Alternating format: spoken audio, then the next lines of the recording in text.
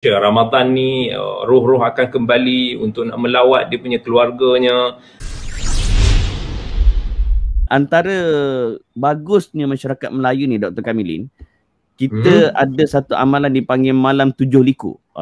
Masyarakat Melayu ni bila 10 akhir Ramadan, dia ada satu amalan dipanggil malam 7 liku. Bagi orang Malaysia yang tak tahu, malam 7 liku ni biasanya mereka akan hidupkan malam tu dengan dipasang pelita, lampu bagi cerah, supaya malaikat masuk ke rumah dia dan membantu roh-roh yang pulang untuk bertemu dengan ahli-ahli keluarga. Soalan saya, Dr. Kamilin, adakah itu benar berdasarkan nas-nas yang sahih? Selain daripada itu, kita nak ambil manfaat. Orang Melayu bagus ada semangat nak memeriahkan 10 malam akhir, tapi apa cara sunnah sebenar yang kita boleh gunakan di 10 akhir Ramadan agar bukan sia-sia tapi banyak manfaatnya? Dr. Kamilin, fadal. Ahlan wa sahlan. Assalamualaikum warahmatullahi wabarakatuh. Alhamdulillah wassalatu wassalamu ala Rasulillah wa ala alihi wa ashabihi wa man walah.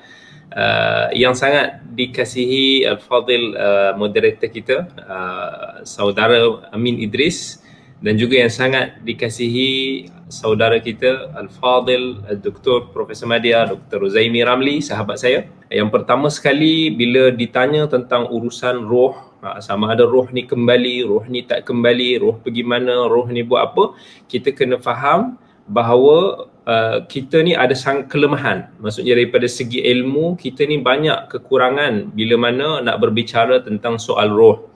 Kerana Allah telah menyebut ataupun telah berfirman di dalam Al-Quran, surah Al-Isra', Allah kata, وَيَسْأَلُونَكَ عَنِ الرُّوحِ قُلِ الرُّوحُ مِنْ أَمْرِ رَبِّي وَمَا أُوتِيتُم مِنَ الْعِلْمِ إِلَّا قَلِيلًا. Kalaulah mereka, manusia itu bertanya kepadamu, wahai Muhammad, tentang ruh.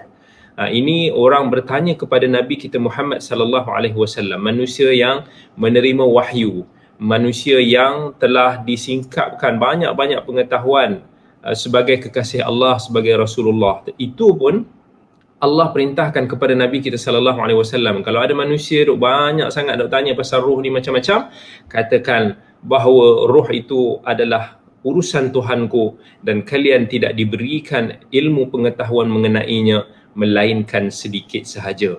Jadi ini sangat jelas bahawa perkara-perkara yang berkaitan dengan ruh adalah perkara ghaibiyat, perkara-perkara yang kita tak ada ilmu pengetahuan tentangnya. Kita hanya tahu apa yang dikhabarkan oleh Allah Azza wa Jal, apa yang diberita ataupun disampaikan oleh Nabi kita Muhammad sallallahu alaihi wasallam. Jadi kalau kita nak sebut roh ini boleh buat macam mana, roh ini pergi ke mana, ke sana kemari, perkara ini sangat memerlukan kepada bukti yang kuat ataupun bukti yang nyata. Dan dalam Al-Quran sendiri pun Allah ada menyebut beberapa aspek berkaitan dengan roh. Contohnya bila Allah kata, Allahu yatawaffal anfusa hina mautiha wallati lam tamut fi manamiha fayumsiku allati qada 'alayha al-maut wa yursilu al-ukhra ila ajalin musamma inna fi dhalika laayatin liqaumin yatafakkarun. Yang mana Allah kata Allah lah yang menguasai segala-galanya. Dia yang mengambil dan memisahkan satu-satu jiwa daripada badannya.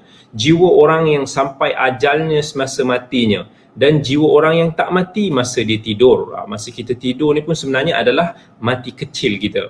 Kemudian dia menahan jiwa orang yang ditetapkan matinya. Orang yang mati ni akan ditahan, ruh dia tidak kembalilah ke jasadnya, sama ada di dunia ini ataupun di kubur sana, dan Allah lepaskan kembali jiwa yang lain ke badan dia. Ini orang yang tidur sampailah kepada ajalnya yang telah ditentukan. Sesungguhnya yang demikian itu mengandungi tanda-tanda yang membuktikan kekuasaan Allah bagi kaum-kaum yang berfikir. Jadi ini juga menjadi satu dalil yang menunjukkan bahawa roh orang yang mati dia tidak akan kembali, dan Allah menahan daripada roh ini kembali kepada bumi.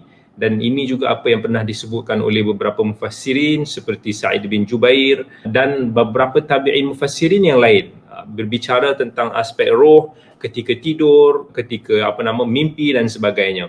Ibnu Abbas contohnya ada pernah menyebut, dalam mentafsirkan ayat tersebut, Ibnu Abbas mengatakan, inna arwahal ahya'i wal amwat taltaqiya fil manam fatata'araf ma sya'allahu minha. Sesungguhnya roh orang yang hidup dan roh orang yang mati dia akan bertemu dalam mimpi. Mereka saling berkenal sesuai dengan kehendak Allah Azza wa Jal. Fa idza arada jami'uha ar-ruju'a ila al-ajsad amsaka Allahu arwahal amwati 'indah wa arsala arwahal ahya'i ila ajsadiha. Ketika masing-masing nak kembali kepada jasadnya, Allah menahan ruh orang-orang yang telah mati di sisinya dan Allah melepaskan ruh orang yang masih hidup ke jasadnya. Okey, itu is aspek yang pertama. Dari sudut aspek yang kedua, yang kita selalu dengar dalam mesej-mesej Ramadan ni, roh-roh akan kembali untuk nak melawat dia punya keluarganya. Ada juga mesej yang kata bulan Syawal roh tu akan kembali semula ke alam barzakh. Sebenarnya ini juga apa yang kita katakan tadi, dia bercanggah dengan dalil-dalil yang mengatakan bahawa urusan roh ni adalah urusan alam ghaib yang kita tak tahu, dan tak ada satu dalil pun yang kita boleh kata ataupun yang kita boleh menyokong apa yang telah dinyatakan ataupun telah disebarkan itu.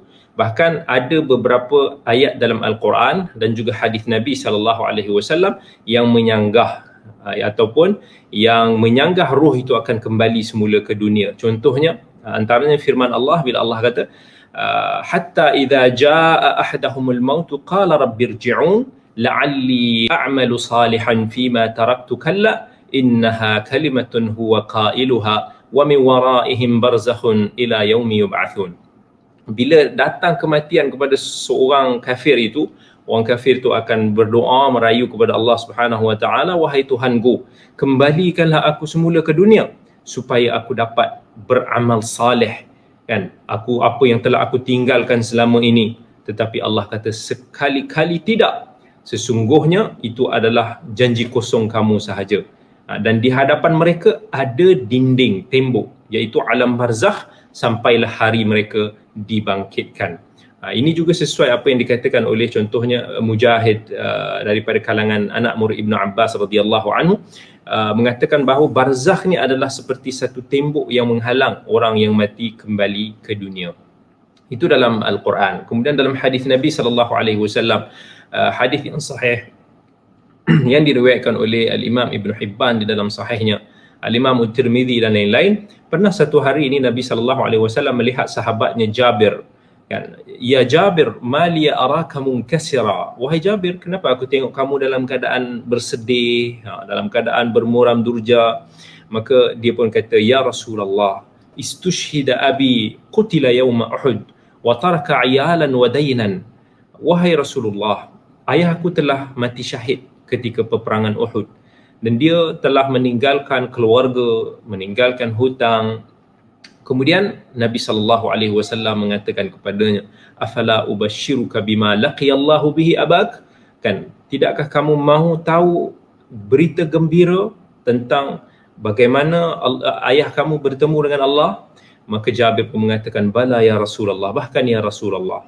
Maka Nabi SAW pun menyebut, ma kallama Allahu ahadan qattun illa min wara'i hijabih wa uhyi abaka fakallamahu kifahan. Kan, tak ada seorang pun yang Allah bercakap dengannya melainkan di sebalik hijab, dan dia telah menghidupkan ayah kamu untuk bercakap dengannya secara tanpa hijab. Maka Allah Azza wa Jalla kata, ya abdi tamanna alayya utik, cakap apa sahaja hajatmu, nescaya aku akan makbulkan. Maka ayah kepada Jabir pun berkata, ya Rabbi tuhyini fa uqtal fika thaniyah. Wahai Tuhanku, hidupkan kembali aku dan aku mau mati semula dalam medan jihad fi sabilillah buat kali kedua. Tetapi apa Allah Azza wa Jalla kata kepada dia? Innahu qad sabaqa minni annahum ilaiha la yurja'un. Maksudnya telah menjadi satu ketetapan dariku bahawa mereka yang telah mati tidak akan dikembalikan semula ke dunia. Kemudian turunlah ayat, wala tahsabannal ladzina qutilu fi sabilillahi amwata. Janganlah kalian mengira bahawa orang yang mati di jalan Allah itu telah meninggal. Maksudnya satu kehidupan di alam barzakh sana. Jadi apa yang kita boleh simpulkan di sini, memang tak ada sebarang dalil pun yang mana mengatakan bahawa roh akan dapat kembali menziarahi orang-orang yang hidup pada bulan Ramadan. Dan juga kita kena faham ini termasuk dalam perkara-perkara yang gaib, dan perkara gaib sebegini hanya Allah Azza wa Jalla sahaja yang maha mengetahui. Wallahu ta'ala alam.